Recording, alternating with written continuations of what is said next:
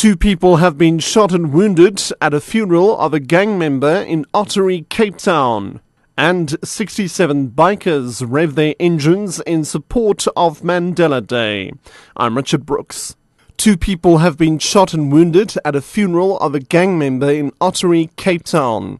Western Cape Police spokesperson November Philander says armed men fired shots at the funeral of Peter Meyer, who was killed on Tuesday.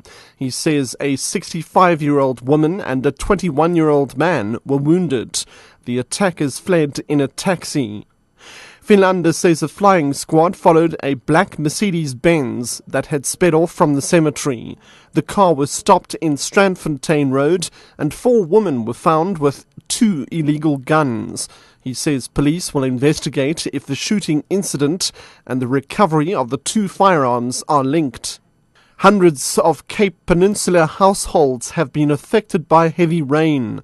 Spokesperson for Disaster Management, Wilfred Solomons Johannes, says areas that have been flooded are Happy Valley in Blackheath, the Sekalela informal settlement in Kales River, and parts of Khayelitsha. He says the city has provided relief in the form of sandbags, blankets and clothing, plastic sheeting and baby packs. He says residents are living illegally in floodplain areas and that the city of Cape Town had attempted to relocate them prior to the winter season.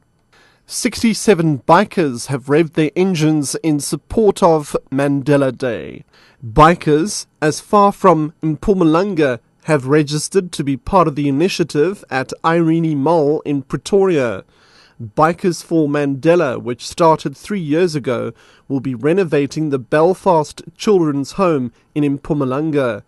Alta Brown of Bikers for Mandela in Belfast says any donation is welcomed. This year we've decided to do a project very close by and to actually get 67 bikers, of the region that take part in this ride.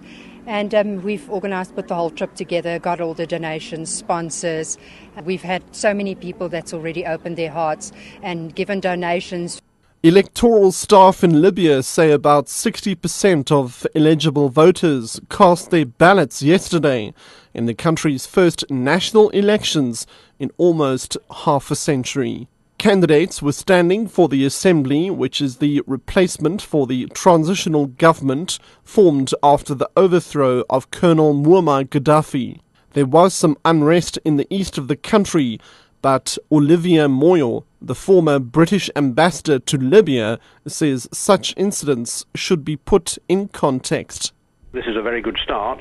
The election seems to have gone very well. Everybody's very happy about it. I say everybody, there are problems, but it's only the beginning. Building a democracy is more than just having an election. Having an election is an essential part of it. It's maybe, you might say, the first part of it, or at least in this case it is. And let's hope that it leads to the democracy that all Libyans are hoping for.